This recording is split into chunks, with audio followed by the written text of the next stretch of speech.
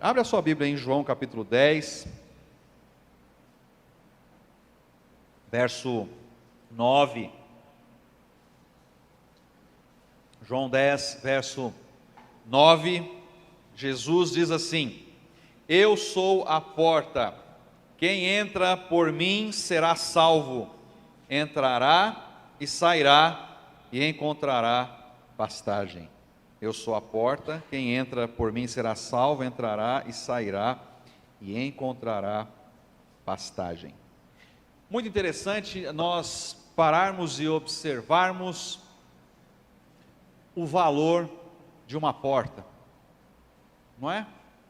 Na verdade, a gente basicamente nem dá muito valor para elas, né? A gente nem...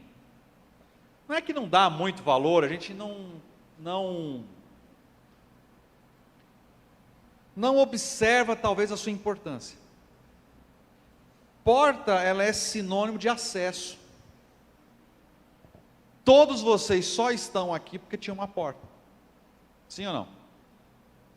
E na verdade, vocês adentraram aqui através dessa porta. Interessante que as portas às vezes podem nos trazer algumas sensações, né? Então, por exemplo, quando entramos pelas portas de uma maternidade, o coração se alegra, né? O coração salta. Você está indo ali para visitar um recém-nascido, e se for o seu, ele ainda gera mais ansiedade. Mas talvez quando entramos pelas portas de um cemitério, isso nos traz um pouco de dor, ou da pessoa que vai ser enterrada, ou de quem já foi, ou de alguém muito que nós amamos muito. Geralmente os portões do cemitério tem todo um trabalhado ali e tal. Quem já teve a oportunidade de ir num estádio de futebol, ver uma partida de futebol do seu time de coração, sabe a adrenalina que é passar pelos portões do estádio ali, num parque de diversão. Alguns ficam temerosos de passar pela porta de um avião, né? Enfim, algo que dá muito medo mesmo, você fica assim apreensivo, é passar pelas portas de um presídio, por exemplo. Eu tive a oportunidade de evangelizar em presídio, já fui lá, quando eu estava fazendo curso de teologia, de filosofia, ministrar clínicas, e o barulho da tranca, né? Aqueles portões grossos para você passar, aí você fica entre uma entresala aqui, uma grade aqui, essa aqui só abre quando essa aqui for trancada, aí você passa, aí tem mais grades ali, de raio em raio. Para eu ir até a biblioteca para ministrar as clínicas de filosofia, eu tive que passar por 7 trancas. E aquela coisa opressiva, você olha para lá, você vê os presos, tal, você não sabe se você olha, se você não olha. Eles estão vindo na sua direção, eles são obrigados a ficar assim para baixo. É um clima muito ruim. É um clima muito ruim. Mas nós temos que passar por ali e passar pelas portas. E não importa. O fato é que Jesus quer se comunicar conosco, se comunicar com você nesse momento, e Ele vai usar esta figura. Ele vai usar algo que é tão singular, que é tão simples, mas que é tão presente no nosso dia a dia. É impossível alguém falar assim, não tem nenhuma porta na minha vida. Claro que tem. Se você veio de carro, você teve que entrar por uma porta, se você mora com uma casa, ninguém é índio aqui que mora embaixo de uma tenda. E uma tenda, né, uma oca não tem, né, se ela não tem parede, mas se tem até a oquinha lá, vai ter para entrar. Então é quase que impossível você dizer que não tem uma relação diária com alguma porta. Nós até usamos a figura de linguagem das oportunidades que surgem na nossa vida como portas abertas, não é assim? Ano que vem nossa igreja vai andar muito perto com o ministério Portas Abertas. Nós vamos ter promoção missionária em cima junto com o pessoal de Portas Abertas.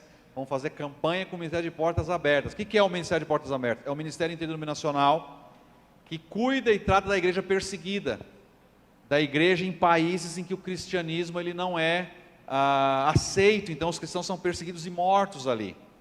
Nós vamos andar de perto com eles em termos de missões e ver o que Jesus tem feito em lugares tão fechados, as portas que estão se abrindo ali. Uma porta é muito comum, basicamente em todo momento você vai ter relação com alguma delas, no seu trabalho, onde você estiver. E Jesus, exatamente por essa simplicidade, queria que nós pensássemos nele, quando ele faz a afirmação: eu sou a porta. O que eu posso enxergar, o que eu e você podemos ver nesta afirmação de Jesus em João capítulo 10? Eu sou a porta. Nessa ilustração nós vemos primeiro uma necessidade.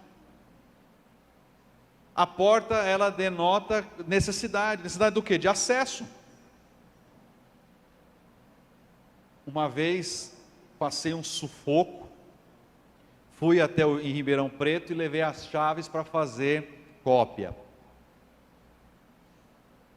E era à noite, era no final para terminar o expediente do shopping.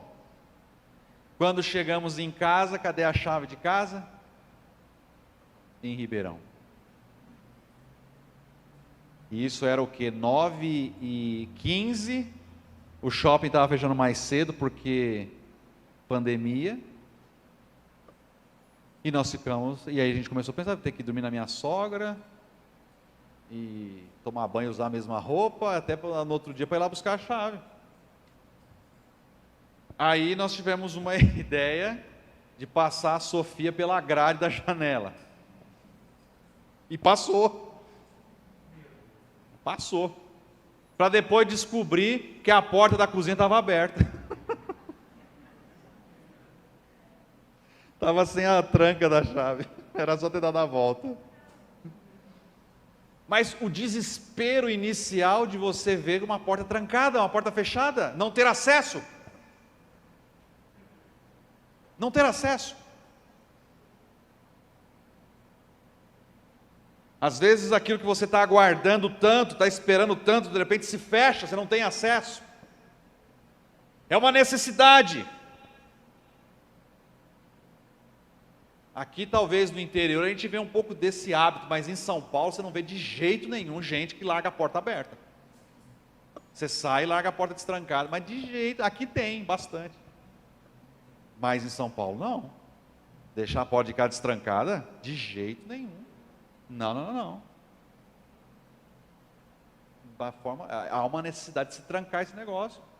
Ninguém sai e larga tudo arreganhado, porta aberta, não. E as coisas, os tempos estão mudando, não precisa fechar, é necessário. Senão, quem não tem que entrar, vai entrar. Quem quer fazer o mal, vai entrar. Quem quer me prejudicar, vai entrar. Eu preciso trancar, preciso proteger. Então nós estamos falando de uma necessidade. Quando Jesus diz: eu sou a porta, eu sou uma necessidade na sua vida. Eu sou necessário. A questão é: há uma compreensão da minha parte que eu necessito de Jesus? Porque esse é o grande problema. As pessoas não necessitam, não precisam. E tratam Jesus com a mesma...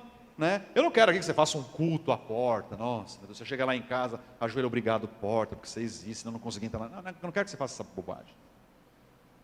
Mas o fato é que a gente não para refletir, por exemplo, o que seria morar numa casa sem saída, sem acesso para fora. Ou qual é o impacto de você chegar na sua casa e ver lá toda de bloquinho, você não conseguir entrar na sua casa. Eu quando era criança, tinha um problema sério, eu me perdi dentro do próprio quarto. O que acontecia? Naquela transição do escuro, de dormir no escuro, tal, não sei o quê, e tirou o abajur, tirou a luz vermelhinha, tal, vamos dormir no escuro. Então o que eu fazia? Eu dormia e mirava o interruptor que ficava amarelinho. Então toda vez que eu abria o olho assim, eu vi o interruptor do lado da porta, saía banheiro. Mas às vezes o que acontecia comigo? Eu mexia na cama, virava e eu virava de lado e abria o olho. E aí eu não enxergava o negócio, mas sabia que estava então eu ia para o lado oposto do quarto. E aí eu começava, Tatiana não enxergava naquela escuridão, e eu batia na máquina de costura da minha mãe, e falava assim, mas essa máquina não está perto da porta. Eu falei, irmãos, eu começava a suar frio, porque eu não achava a saída. Criança, não achava a saída. Desespero. Aí batia, trombava na cama do meu irmão, tal. Aí depois eu tentava me acalmar, aí vinha com a cabeça, a cama do meu irmão está aqui, lá é para lá, eu virava, aí enxergava, aí vinha, aí achava a saída. Isso aconteceu umas 3 vezes comigo, um pânico, um desespero, você não tem uma saída. Às vezes a vida de alguém não há uma saída. Às vezes a pessoa está encurralada e não tem uma saída. A porta está fechada e na verdade já bateu em várias portas. E hoje as pessoas estão tentando de tudo. E muitos dessa necessidade as levam a serem enganadas. Porque batem em portas onde há o engano, onde há o erro. Onde aparentemente pode ser a saída, mas não é. Só vai amarrar, só vai aprisionar ainda mais. Então, Jesus pega um exemplo de algo necessário, algo que nós precisamos todo dia em nossas vidas. Segundo, no texto que nós lemos há uma singularidade. Ele não vai dizer assim, eu sou uma porta. Ele não vai te dar uma opção entre várias para você escolher e avaliar se ele é a melhor ou não. Ele diz, eu sou a porta.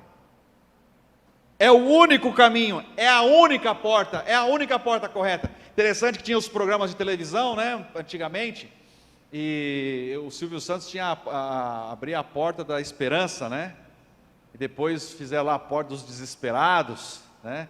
Então você queria ganhar muito negócio, você escolhia lá, a porta abria e vinha lá o que você queria e tal, não sei o quê. Tinha outros programas de prêmio lá que você escolhia a porta, qual porta abrir, essa ou aquela, e trocava, aí você ganhava um prêmio ou não, enfim. Talvez na sua história de vida você já tenha feito muitas escolhas, e talvez hoje você está escolhendo uma porta a qual você quer ter acesso, e você acha que ela é a correta. Mas o que eu posso dizer a você, meu querido amigo, minha querida amiga que está aqui hoje, que está pelo YouTube, você que está ouvindo no WhatsApp, no áudio depois, vai ser mandado pelo WhatsApp, pelo e-mail, é que se a porta que você está abrindo, ou que você está indo, não é Jesus, se não for Jesus, ela não é a porta. Atos 4:12 diz, e não há salvação em nenhum outro, porque abaixo dos céus não existe nenhum outro nome dado entre os homens pelo qual importa que sejamos salvos. Às vezes você já tentou de tudo na sua vida, você tentou pessoas proeminentes, filosofias, tentou de tudo, mas não entendeu e não tentou Jesus, que Ele é o caminho, Ele é a porta, Ele é o acesso, e só tem uma, não tem outra. Qualquer coisa que trabalhe fora Jesus é engano e é mentira. E você nunca se esqueça disso. E terceiro lugar, há uma questão de personalidade. Porque Jesus não fala assim, venha a mim, eu vou te indicar qual é a porta correta. Venha a mim, eu vou mostrar para você qual é o caminho, qual é a porta, qual é a escolha. Ele é a porta. É Ele mesmo, é Ele em carne, Ele é o acesso, não são cerimônias, não é religião, não é doutrina, não é realização, não são boas obras, mas é Ele que é a porta, é Ele que é o acesso. E isso nos deixa claro, entender, quando Ele diz, eu sou o caminho, a verdade e a vida, ninguém vem ao Pai a não ser por mim. Então não adianta você se dedicar a uma religião, a práticas religiosas, se não é Jesus que domina a sua vida, se não é Jesus que importa para você. E nós vivemos hoje num país sincrético, o sincretismo, ele é muito forte, inclusive no meio evangélico. Então nós pegamos um pouquinho dali, um pouquinho dali. Tem uma denominação neopentecostal aí que pegou um pouco do espiritismo, do candomblé, do catolicismo, misturou tudo. Então é o sabonete ungido, é a rosinha, é a fitinha que você tem que colocar ali e tal, pá, pá, pá, pá, porque senão você não vai ser abençoado, que não sei o quê, e pá, pá, pá, pá, pá. Como assim? Por quê? Não pode. Não pode ser desta maneira, dessa forma, porque é só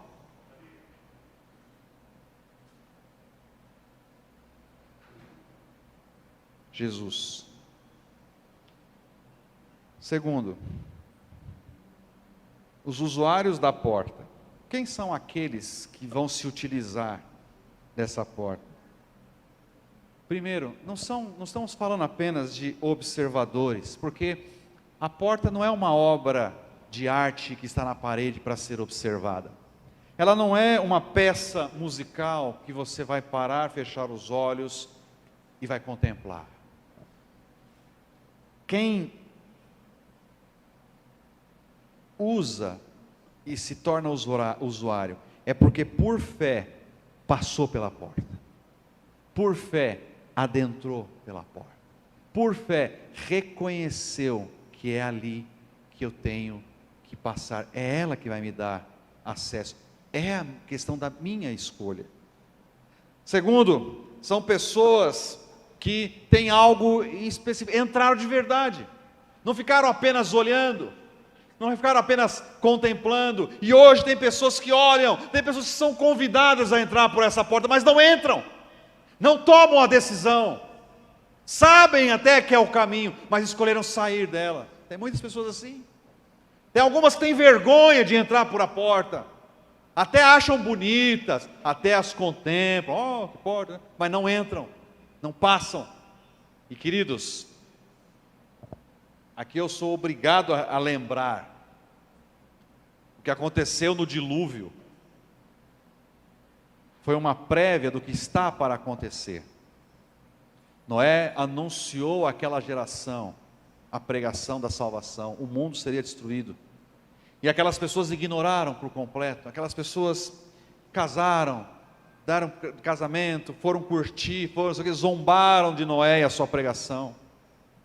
E quando a arca ficou pronta, e quando chegou o momento de Noé entrar naquela arca, a Bíblia diz que a porta foi fechada e foi selada por um anjo. E aquela geração, aquelas pessoas não tiveram mais tempo, quando veio a chuva, de se arrepender, porque a porta estava fechada.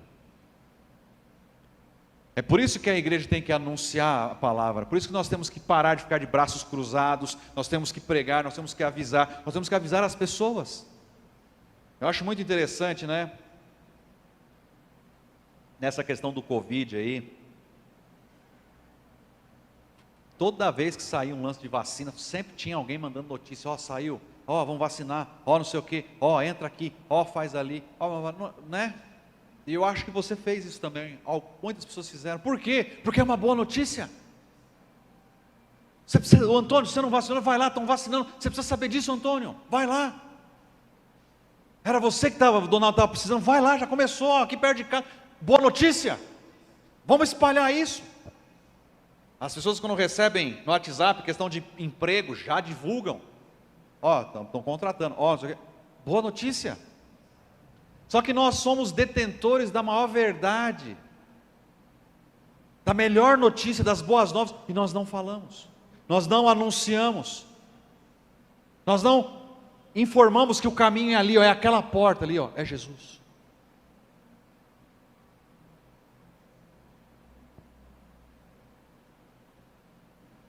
Não adianta só olhar a porta, e não adianta só acreditar que a porta é Jesus, você tem que passar por ela. Passar por ela é uma tomada de decisão. Entrar pela porta é um momento de decisão que você precisa tomar. Terceiro, para nós encerrarmos, quais são os privilégios de quem escolhe passar por esta porta? Quais são os privilégios de quem quer ser usuário dessa porta? Primeiro, salvação. Diz Jesus: quem entrar por mim será salvo. Queridos, isso é uma promessa que é agora. Não é algo que, você passou por mim, vai acontecer. Não, você já está salvo. É por isso que o cristão de verdade, que compreende e entende a questão de pregação, da salvação, não perde, o cristão não perde a salvação. Uma vez salvo, salvo para sempre. Quem já passou pela porta aqui, levanta a mão. Levanta a mão, quem já passou pela porta de Jesus, você está salvo em nome de Jesus. Você não será salvo, você já está salvo. Você já é salvo em Cristo Jesus, nosso Senhor. Isso é uma promessa, isso é uma realidade. Você não tem que falar, então, eu estou tão relaxado, eu não tenho ido no culto, eu vou perder minha... Para com isso, então não é que você vai perder, você nunca foi. Então você precisa ter uma convicção de ser salvo de verdade. Você precisa buscar essa convicção.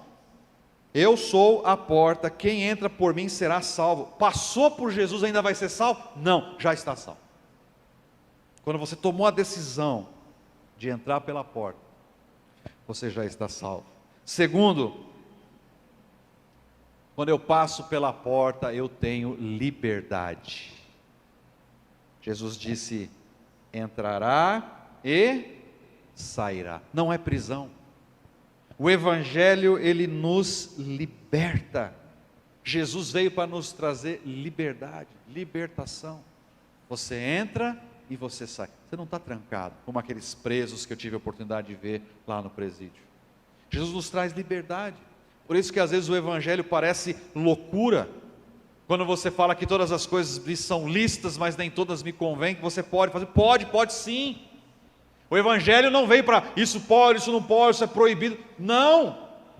O fato é que agora eu tenho essa liberdade, mas também tenho que ter a consciência no Espírito de que nem tudo convém. E que eu tenho que abrir mão e abandonar certas coisas, porque não convém. Não convém. Não convém certas coisas saírem dos meus lábios, não convém eu ingerir certas coisas, não convém eu estar em certos lugares, não convém certas amizades na minha vida, não convém. A Bíblia proíbe? Claro que não. Jesus veio quebrar isso, mas não convém e eu vou abrir mão. Espontaneamente eu vou abrir mão. Isso é tão loucura, porque o próprio Paulo, essa liberdade vai dizer, Paulo voluntariamente se tornou o que de Cristo? Se tornou o quê? Não estou ouvindo.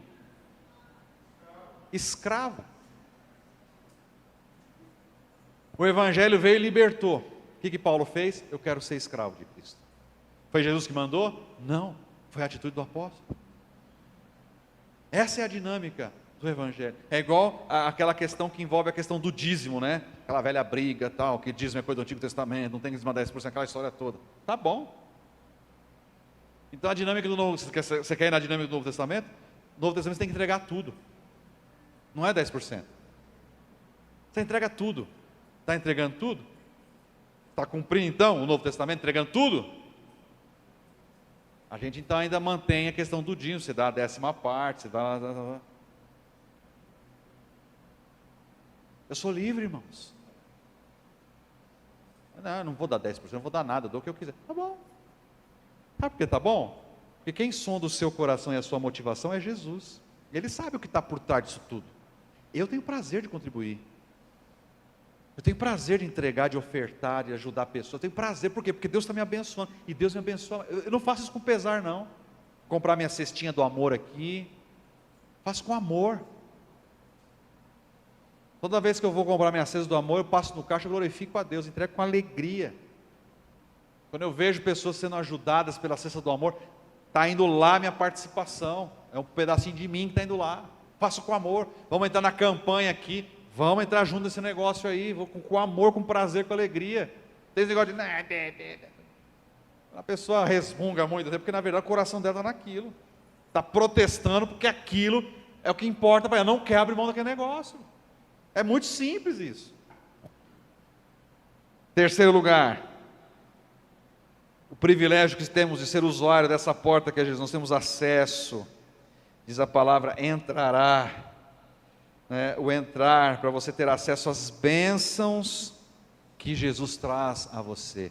Interessante que quando as pessoas que encontraram Jesus e começaram a participar da sua igreja, encontraram aqui uma família, encontraram aqui aconchego, encontraram aqui um porto seguro, encontraram aqui abrigo. Encontrou muita falha também, encontrou muita coisa às vezes que acontece, porque não somos perfeitos. Mas há um divisor de águas, há um diferencial, quando você passa e você tem acesso a esses benefícios que Jesus traz para você, dentro da vida cristã. Ouvir a história de cada um de vocês, o que Deus faz ou deixou de fazer, as experiências, os testemunhos, aquilo que o Senhor tem feito, é um privilégio, é um benefício. Da mesma forma, Jesus fala que entrará e sairá, é o quarto benefício, a possibilidade que você tem de sair e servir a Deus. Você agora sai e vai anunciar a Jesus, às pessoas o que Jesus fez na sua vida, o antes e o depois, o que você não estava sabendo, agora você está sabendo, o que foi alterado na sua vida, agora você é uma nova criatura, você quer anunciar esse Jesus, as pessoas vão começar a enxergar em você mudança de vida, mudança de comportamento, mudança de hábitos, mudança no falar, até muitas vezes no vestir. Irmãos, tem certas vestimentas que são vestimentas de morte. Tem certas roupas, porque o vestir você também está comunicando. Sim ou não? Você comunica o que você acredita através da sua roupa, através da sua vestimenta. Uma moça que coloca uma mini saia, por exemplo, uma roupa apertada, o que ela está comunicando? Eu valorizo muito o meu corpo e ele precisa ser mostrado. É isso que ela está comunicando. Eu quero que os outros vejam o que eu tenho de melhor, então eu vou pôr uma mini sainha aqui, eu quero chamar atenção, é isso que ela está comunicando, Índia, ela está comunicando.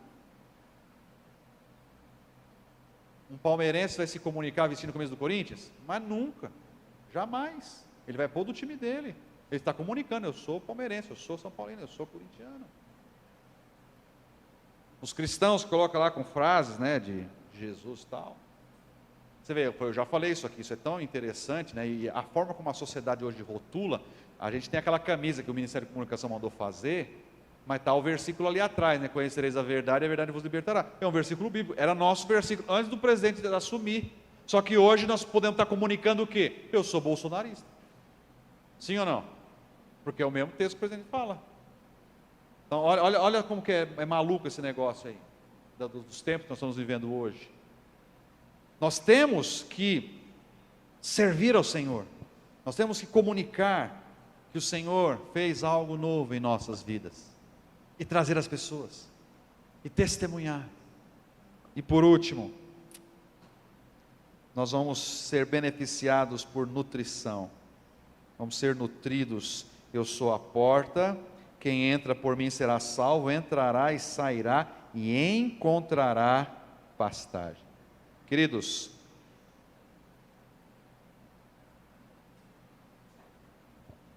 todo mundo, presta atenção no que eu vou te falar, todo mundo tem uma sede interior, uma sede interior. Todos nós somos aquela mulher samaritana no poço que Jesus conversou em João capítulo 4. Todos nós. Não importa a sua história, não importa o que você tenha vivido, não importa talvez decepções que você passou na sua vida, essa construção daquilo que você é hoje, porque foram situações que foram acontecendo na sua história, que foram moldando quem você é hoje, foram gerando em você sede, uma sede, que muitas vezes é saciada de forma errada, saciada de forma errada. Aquela mulher tinha uma sede, e aquela sede levava aquela mulher a se jogar nos braços de homens. Ela precisava ser valorizada, se sentir valorizada. Não sabemos se ela foi rejeitada pelo pai ou não, não sabemos se a mulher já vivia uma época difícil, né, na cultura oriental, de desvalorização, mas não sabemos, porque quando Jesus vai conversar com aquela mulher, ele fala para ela, vai lá e chama seu marido. Ah, não tenho marido. Ah, bom, você disse bem, porque já teve 5, que está com você agora não é seu marido. Aquela mulher se assusta. E Jesus começa a falar com ela de que, se ela entendesse o que ele estava falando, que do interior dela ia fluir rios de água viva. E aquela mulher está preocupada, não tem que ir mais naquele calor pegar água no poço, mas Jesus está falando de outra coisa. Aquela mulher estava com sede de Deus, tinha um buraco na sua alma. Quando nós entendemos, primeiro, qual é a nossa sede? Você já se perguntou isso para Deus? Qual é a minha sede? Senhor, eu estou com sede do quê? É de atenção, de afeto, de carinho, é de aprovação, é o quê? Qual é a minha sede?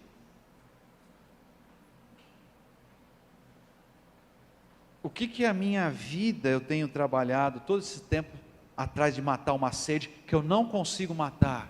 Porque só quem vai saciar essa sede será Jesus. Então, primeiro, identifique a sua sede.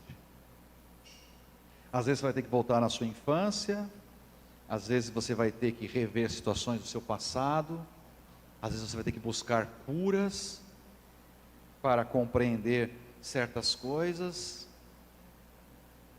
mas em Jesus você consegue. Em Jesus você consegue alimento sólido, em Jesus você consegue pastagem, Ele vai alimentar a sua alma. Ele vai cuidar de você por completo, espírito, alma e corpo. É um benefício e tanto, porque as pessoas estão com sede, as pessoas estão com fome. Por isso que o ano que vem nós vamos focar muito em questão de evangelismo, porque as pessoas estão com fome da palavra. Se você não for, problema seu, porque nós vamos orar para Deus chamar todo mundo para ir. E se você não puder ir e não for, você que vai responder diante de Deus, não sou eu. Mas nós vamos fazer, nós vamos atrás, nós vamos evangelizar, porque as pessoas querem, elas querem encontrar a verdadeira porta. Nós vamos indicar o caminho. Qual é a porta? Elas estão batendo em porta errada, estão intercedendo para pessoas erradas, estão clamando a pessoas erradas, e nós sabemos do antídoto, nós sabemos da verdade, não podemos nos calar, temos que indicar a porta, e Jesus está pronto para matar a sua sede, alimentar e nos dar nutrição. Eu concluo citando John Bate. Ele vai fazer uma citação, uma menção à reforma. Nós estamos prestes a comemorar a reforma protestante em 31 de outubro. Aquilo que Martinho Lutero e os outros reformadores fizeram. E ele diz assim: graças ao céu, o Dr. Lutero tornou a entrada para o céu um tanto mais curta, ao demitir uma multidão de porteiros, mordomos e mestres de cerimônia.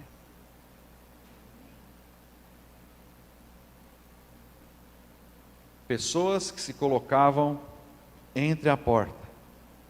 O véu do templo se rasgou. Você não precisa mais de um pastor para você ter acesso. Eu estou aqui para te instruir, mas não tem que passar por mim. O acesso está lá. Você pode dobrar o joelho, você que está me ouvindo agora, em qualquer lugar do Brasil, do mundo, se estiver ouvindo essa mensagem, você pode dobrar o joelho agora e fazer uma oração, e Jesus vai ouvir você, e você vai ter acesso. Você pode fazer uma oração de confissão, dizendo: Senhor Jesus, reconheço que sou pecador e eu preciso de Ti, eu quero entregar a minha vida ao Senhor, faz habitação em mim. Ele vai fazer, e você vai ter acesso a Ele. Você não precisa de pastor, de padre, você não precisa de ninguém, você não precisa da religião, você não precisa de nada e de ninguém. O véu do templo se rasgou, nós podemos ter acesso direto a Deus, através de Jesus. Esse é algo precioso, isto é algo que nós jamais poderíamos alcançar. É uma verdade e uma preciosidade assim, sem tamanho, incomparável, sem medição, e que Jesus faz que nós nos lembremos como? Através de uma insignificante porta. Toda vez que você passar, agora você vai passar pela porta daqui. Se você ainda for ao banheiro, você vai passar por uma porta. Se você for entrar no seu carro, você vai ter que passar pela porta do carro. E chegar na sua casa, você ainda vai entrar por uma ou duas portas. Não passe mais de forma, não vou dizer irreverente, mas não passe de forma desapercebida. Quando você passar, poxa, Jesus disse que Ele era a porta. Obrigado, Jesus. O Senhor é o caminho, o Senhor é o acesso a Deus. Eu não preciso de mais nada de ninguém. Eu não preciso que ninguém perdoe os meus pecados. Eu não preciso interceder por ninguém, para ninguém. Queridos, nunca se esqueça disso. Você não precisa interceder para A, para B, para C, para mãe, para tio, para avô, para que os seus pecados sejam perdoados. Jesus está pronto para te perdoar diretamente. Diretamente. O acesso é seu com Ele. Não tem mais intermediário. Não existe mais intermediário. Louvado seja o Senhor. Eu fico imaginando, por que o Senhor não falou que Ele era o ouro? Por que Ele não falou que Ele era a trombeta? Por que Ele não pegou uma coisa imponente? Mas a simplicidade de Jesus nos joga isso. Porque provavelmente o ouro, se você ao menos não tiver numa aliança, ou talvez for um pouquinho mais abastado de ter uma corrente, são poucos os que vão ter. Os jovenzinhos solteiros, tem aliança aí, Pedrão? Então, ele não tem como se familiarizar com Jesus enquanto Jesus é ouro. A trombeta, a gente tem trombeta aqui na igreja? Não tem, então. Mas a porta.